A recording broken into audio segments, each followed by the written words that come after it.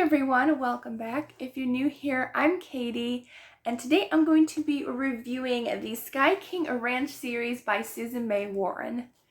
So I figured I would make Sundays my review days, and every week I would review a Christian series or a Christian book, because most of these I get from Baker Publishing, which they so kindly sent me. Not every book from Baker Publishing is a 5-star for me. This is my first non-5-star book that I've read from them. So my ratings are all over the board with this series. So we have Sunrise, Sunburst, and the new one, Sundown, which doesn't come out until November, I believe. Yes, November 1st of this year. This was a review copy, and I don't normally read review copies anymore because they're a little bit harder for me to read with the stark white pages. But because I read these two and wanted to tell you about them, I thought I would read the last one as well. So this one's going to be as unspoilery as I can possibly get this video. So each of these books follow one of the brothers from the Kingston family. And their family lives in Alaska, but pretty much this entire series pretty much follows all around the world. So in this first book, we're following Echo and Dodge, although I listened to this on audio and they pronounced her name like Aiko instead of Echo. I guess it could be both ways. But we're following Echo and Dodge, and this is all set in Alaska, and it's all about how they're trying to figure out what happened when a bear is shot, and it's not a legal shot. So trying to find out who these poachers are, what's going on, and each story tells a different story. But there's also an underlining story woven within, if you know what I mean, that connects all three. So in this one, the connecting story starts out when they find a girl who is frozen in the snow. One of Echo's dogs found her and helped rescue her. So that's the start of the story that connects all three books. But yeah, so this one's all about the poachers and what's going on, what's happening in Alaska. It was pretty good. I enjoyed it, and it intrigued me enough to continue with the story. And yeah, so it was exciting to see more of Alaska. I've read a few books set in Alaska. It made me cold. That's for sure. But yes, so basically poachers rescuing wild animals, which I do love in stories. So this was a pretty interesting start. So yeah, so that was Sunrise. Let's talk about the second book, which was my favorite in this series, Sunburst. And this is all about Noemi and Ranger. And Ranger has been in love with Noemi. They met kind of when he was in the SEALs. I think he's SEALs. Each one is a different part of the military, and I think he's SEALs. Yeah, he's SEALs. But he met her a while ago, but he ended up breaking up with her. But then years later, he ends up having to rescue her in Africa.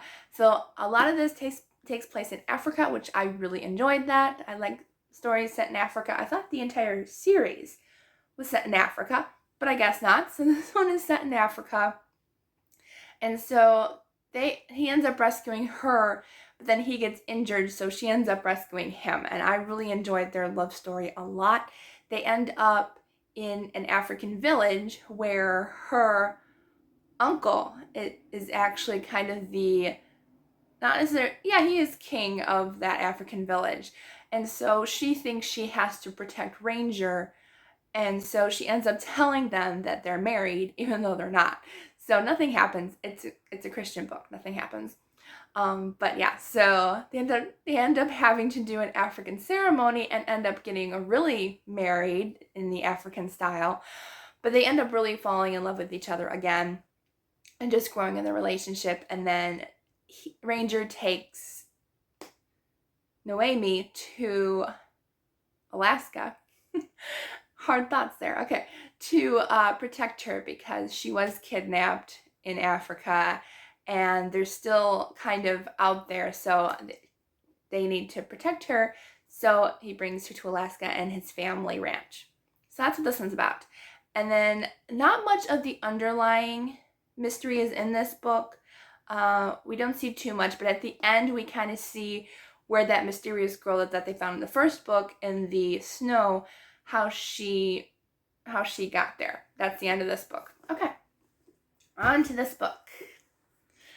I have very mixed feelings about this book.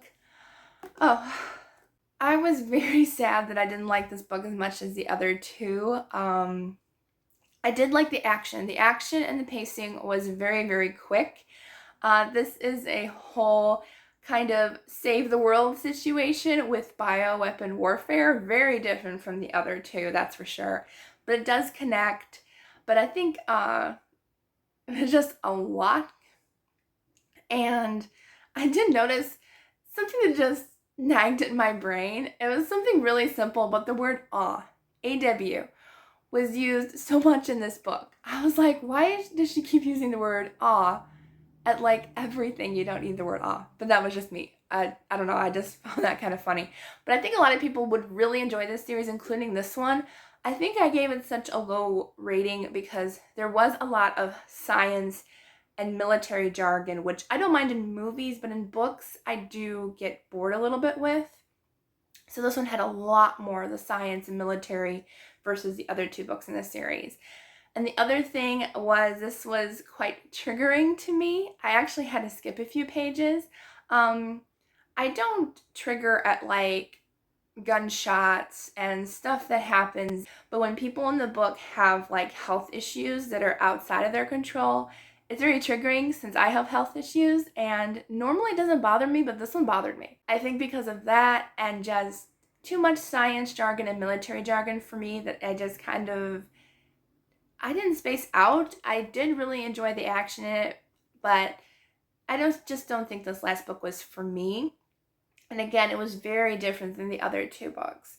Well, they were all kind of different from each other. But yeah, so this one is about Tay and Colt. Tay is the one who they found in the snow in the first book, and she has been involved with Russian mafia in some way. And I'm not going to spoil anything, but she ends up being involved with that and not really realizing that she's involved with that. And she ends up having to create something to save the world. So I did enjoy that part. It just also the fact that the romance was a little heavy, especially in this one. The other two weren't as bad, but there was quite a bit of kissing and, oh, he's cute, she's cute. And normally I'm okay with that, but there was quite a bit of kissing in this book. For me anyway. So if you like a lot of romance, then definitely pick these up. But it was just a little heavy in this book for me. But, I mean, nothing goes on past kissing, but there was a lot of kissing in this book. It just wasn't a favorite for me, which made me really sad, because this is my first Susan May Warren series, and I liked the first two books quite a bit. The third one, not so much, unfortunately. But yeah, so I honestly think, though, if you do like quite a bit of action and fast pace in these books, really good-looking heroes in the book, then yeah, you're gonna like these. The heroes were, I'm guessing, really cute. I mean, they describe them a lot. But yeah, so that was my review of this series. Unfortunately, it just wasn't for me. At least the third book wasn't. The first two, though, were fine, and I enjoyed them quite a bit. But yeah, so I hope you enjoyed this review. I'm sorry. I'm so sad that I didn't like this book as much as the first two. But as you see, I do my reviews very honestly. I try to really hard. So that was my review for the Sky King Ranch series. I hope you liked this video. If you did, please give it a thumbs up and don't forget to subscribe down below. I hope you all have a wonderful day, and I will see you all in the next video.